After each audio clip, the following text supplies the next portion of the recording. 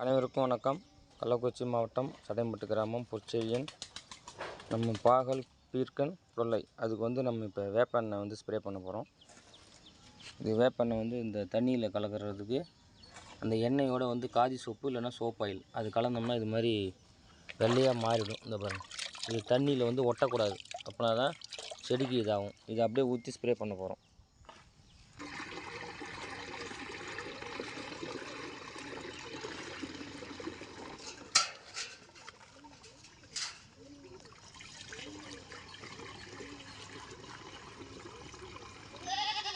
இது பால் மாதிரி மாறினா தான் நம்ம அந்த தண்ணியில் ஒட்டாது.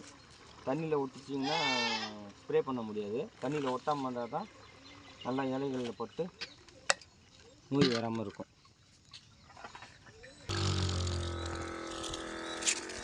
இப்போ நம்ம அந்த வேப்பெண்ணெயை பீர்க்கங்காய் செடிக்கு ஸ்ப்ரே பண்ணுறோம். இது ஒரு 15 நாளைக்கு ஒருக்கா வச்சு இது மாதிரி வேப்பெண்ணெயை ஸ்ப்ரே பண்ணும்போது செடிகளுக்கு பரவுற நோய் தடுத்துடலாம்.